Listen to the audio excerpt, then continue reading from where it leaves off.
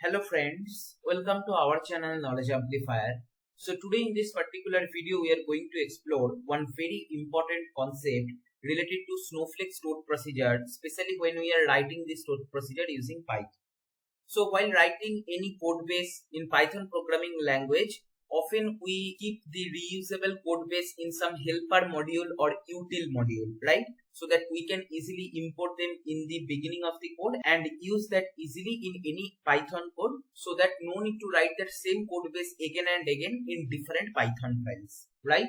Now that kind of concept, how we can implement in Snowflake when we are writing Python code within stored procedure. That concept we are going to demystify in today's video. Okay, so for this particular demo, let me start with the database creation. I want to create a fresh database for this POC. If you have some existing database, you can use that, not a problem. Okay, so the database Snowflake helper is created. Now here I'll be creating a table, sample table with column name, ID, name and score, where ID and score are integer data type and name is string data type. Okay, right? So I will insert some data points in it, and now if I do select star from sample table, here we will able to see our data, whatever we just ingested. Okay, right? So even if you want to see the database from this left hand side, here our database name is Snowflake helper. So this is the one. Within that, by default, we are having two schema, information schema, which store all the metadata information. But whenever we create tables, stage views, etc., if we don't have any other schema, by default, those goes to public schema, right? So I'll expand that, and here we are having tables, and here you can see currently in this particular database we are having only one table, sample table, just now what we have created, right? So now let's try to write a simple Snowflake stored procedure which we can create using snowpark module, and let's try to do some operation using it. Okay, so create or replace procedure, process data. So this is taking no arguments, its return type is string data type, language is Python because we are going to write this stored procedure using snowpark, so obviously language should be Python. Runtime version, you can choose your required Python version, so here I'm choosing Python 3.8, and then here packages. In this particular procedure, I need only snowpark Python module, that is sufficient. If you need any other third-party Python module, you can easily install that in the stored procedure execution platform and use it.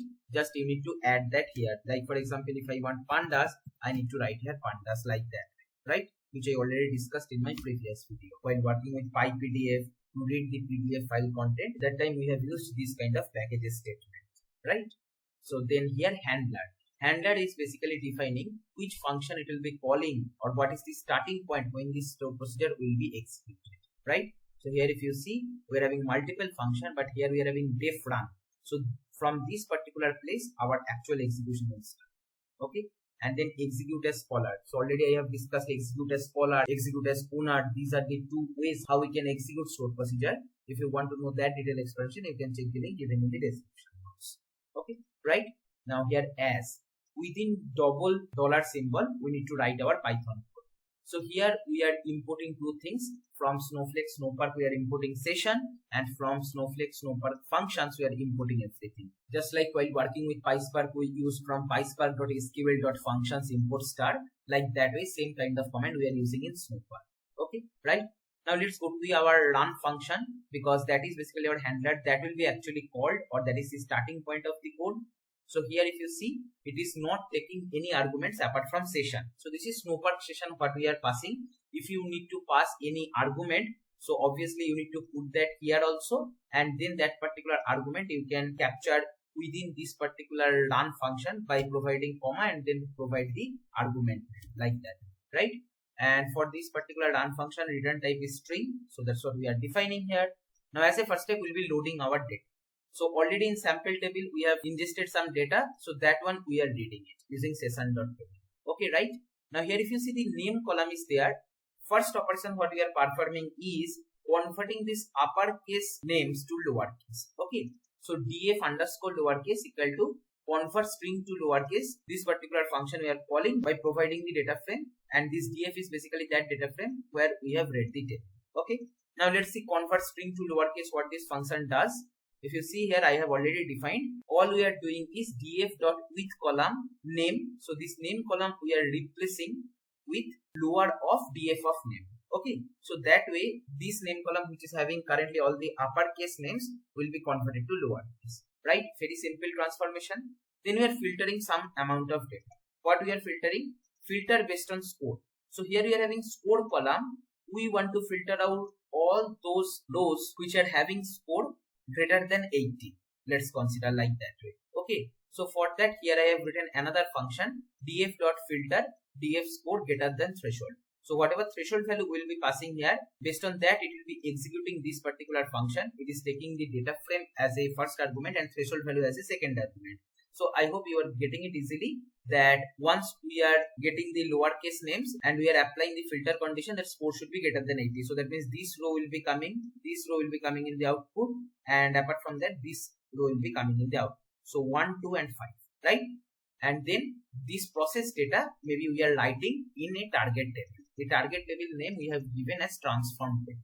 Okay, and we are returning data transformation and write operation successful. So here you can see we are returning a string kind of data, and that's why here if you see while defining the stored procedure, here we have given return string, right?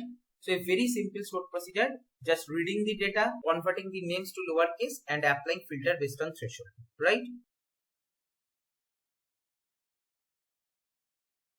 So here I am creating this stored procedure. So here it is done, it is created. If I refresh my this particular left hand side database, here you will see now a procedure section also came, and process data, this particular stored procedure is created. Now what we will do, we will call this stored procedure. Currently if you see only one table is there, sample table, which is our input table. And if we execute this particular stored procedure using call command, and if it runs successfully, what will happen? One more table should be created with the name transform table, where all the name values should be in lowercase. That is first change. Second change should be all the scores should have value greater than 80, because here we are filtering based on that, right? So here I'll be executing all process data. So here you can see the execution is successful. If I refresh, here you will see one more table came, and that is transform table.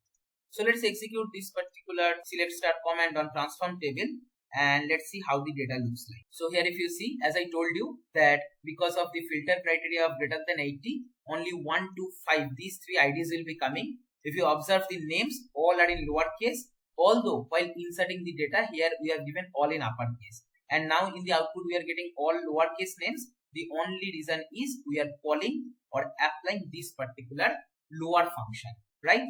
So this is how our process.transform data looks like using stored procedure. I hope up to this you are clear, because this concept I have already covered in our previous video also, where I have explained how to work with Snowflake stored procedure with snowpark. That same functionality we are using here. And now comes our today's topic. That is, many times we write our reusable code base in some helper module or utility module while working with Python programming. So how to do that? That we need to understand. Okay. So here if you see, I have written two functions specific to this particular stored procedure. Other stored procedure will not able to access this. But suppose these kind of functions we need to use across multiple stored procedure. So there is no sense that I will write same piece of code again and again in different stored procedure. But rather I will be keeping all these functions in a particular common file, and I will be importing that file as a module within that stored procedure. How we are importing these functions, right? That will be a better way of writing code. So now we are going to explore how to write that kind of code. Okay. So for that, as a first step, I'll be moving all this code, whatever we want to keep as reusable, to another Python file. So here I have opened a notepad, and here if you see, these two functions I'll be keeping in notepad. So here we are basically applying lower function and filter function. So these are snowpark specific functions. So we need to make sure we are inputting this thing, that from Snowflake snowpark functions import start, right? So this became one of our reusable code base, and now we need to save this particular Python file. So here I have already created an empty directory. Within this, let me create another directory, snowpark modules. Okay, like that way, and within this we'll be saving our Python file. So I'll save this, save as and here I'll be searching that, and then here I can give the name as transformation.py. Okay, right? And this should not be a text file, this should be a Python file, and I'll save this one. Okay, full transformation.py. And now in the code, how we can change it? So let me just copy this particular stored procedure, and I'll be explaining you why these comments I have kept later. So let me just create another stored procedure, and here I can give the name process data with util. Okay, so that means utility modules we are going to use. So here what I can do, these two functions already we have written as reusable code, so I can delete this one, and then here from here our module name we can give as snowpark modules, and then dot. So this folder will consider as a module. Within that we are having this particular Python file. From there we need to import, right? So I'll copy this name and transformations import start. Okay, right? And here we are writing this data frame in some table in override manner. So this also can be written as reusable code. Maybe let me write this in a different Python file, new window, and I'll import this statement as well. So I am writing this particular write data frame in another Python file just to show you that you can import multiple utility or helper modules. Okay, so I'll save this in that same location, and this should be all files, and here I can give write data.py. Okay, right? And I'll save this one. Cool. So here from snowpark module dot write data import start. Okay, right? So earlier we were using only these two imports. Now this time we need to use these two imports as well. Okay, I hope you are getting this. Now pretty much our code is ready, because here if you see, we have written no transformation or write functions within this stored procedure. All we are importing as a module, and our module is ready here. Okay, but to treat any directory as module, we need to make sure one more file is available, and that is __init.py. So that will be doing. So just a empty file we can keep and save as, and then here only I'll choose all files __init__.py. This is needed to treat any directory as a module, right? Within which module contents. So I'll save this one.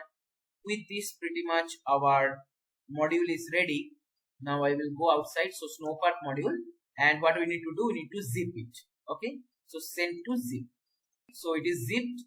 Now what we can do, we can upload in some S3 location, or maybe you can use internal stage also.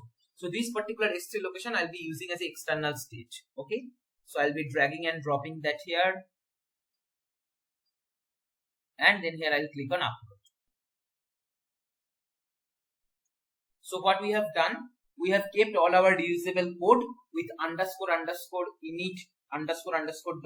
file in a folder, and that folder we have zipped and uploaded in a S3 location. Now to this S3 location we need to create a stage. Okay, then only this will be accessible. So here what we can do, I have written the code to create an external stage pointing to this particular S3 bucket. So if you see, this is the bucket name. I am using access key secret key based authentication, but to have more safety you can use IAM role based authentication, not a problem. Okay, right? So here I'll be creating my external stage, and if I execute list command, here you will be able to see that it will show that particular zip file. Okay, now this particular zip file we have already imported here, but how the procedure will know that it need to use this particular zip file, that we need to define. So for that, here if you check the documentation, all the process is mentioned, and the way to import is written here, that is imports. This is the command what we need to add. Okay, so packages, and then here I am adding imports. In the documentation they have explained how to import reusable jar files, but here we are doing the demo with Python. So here we will import our zip file here. Okay, so the way to write is, we have to start with stage and then put the complete path. Okay, so this is the file name, and here I'll be putting that. Sorry, this is the actual file what we need to import. But s3://snowpark module already we have defined as the stage name, right? So I'll be copying this stage. Here also @ symbol is there, so I can copy from here and then I can put that here. Okay, right? So stage name and then the zip file, whatever you want to import, that we can put. And that way now our code base is ready. That the procedure name is process data with util, where we are inputting our util module or helper functions, and then we are using in our code by just executing a from import command. Okay, so that no need to write that same code or same transformation logic again and again in different procedure. We can reuse that across multiple procedures. Okay, right? So maybe this time the target table name let me keep differently. So transform table with util. Okay, like that. So here I'll be creating my stored procedure, and then I can call this stored procedure. So this time the stored procedure name is process data with util. So using that, and here you can see this procedure is created successfully. All I will do now, I'll call this. Okay, and with this one new table should be created in our this particular database with the name transform table with util. Okay, so maybe if I refresh here you will see one more table got created. And if I do select star from transform table with util, and if I execute this, here you will able to see that same data, whatever we were getting earlier, that is ID 125, same data we are getting with lowercase names. But this time the advantage is we no need to write reusable functions within the code base again and again. Okay, right? So this is how you can utilize the power of imports to mimic the utility or helper modules or helper functions in our Python based Snowflake stored procedure. And even obviously you can make it parameter or argument driven as well. So let me show you that particular demo also. So maybe here I can write with util and para. Okay, so here I can pass one particular parameter what I want to consume in our function, and I want to process our data maybe based on that input. So that kind of thing also you can do. Maybe we can consider this threshold as user input. Okay, so here I can write threshold value, and this should be integer data type, right? So this threshold value I'll be considering within our run function that is coming from stored procedure, that will be captured within run, right? So threshold value I'll be using here. Okay, cool. And this particular threshold value, based on that only I want to call this filtered data. So earlier we were hard coding 80, but this time I need to put the value whatever user is passing, right? Transform data with util and para. This kind of table name we can put, and we can create our stored procedure. So here this is the procedure name this time, and here I can call this particular procedure. Maybe I can put the threshold value as, let's see our data once. Maybe I can put the threshold value as 70. So that way 1, 2, 3 and 5. These 4 rows will be coming in the output. This row will be rejected because 60 is lesser than 70, right? So here I'll be passing 70, and I will run our stored procedure. And here data write operation is successful. Now if I refresh our left side database, one more table we should get, and that is transform table with util and para. Okay, so I can execute that using select star from, and I'll copy the name, paste it here, and I will run it. And here if you see, earlier we were getting only 1 to 5 because our threshold value was 80, but this time because we have reduced threshold value to 70, so that's why third row with score 75 also coming in the output, right? So this is how you can parameterize easily your stored procedure, and using this kind of import statement you can use your reusable code base in stored procedure, right? I hope you understood this. I will suggest you to go through this particular documentation once to have a better idea out of it, because it explains all the steps whatever I have just now implemented step by step. Okay, right? The same code base I'll be providing in the description box or in the comment section, so that you can take from there and parallelly practice this. Because if you implement this, try to do hands-on, you will be getting better idea out of it.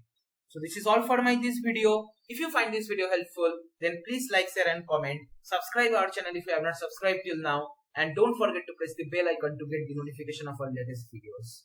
Thank you for watching.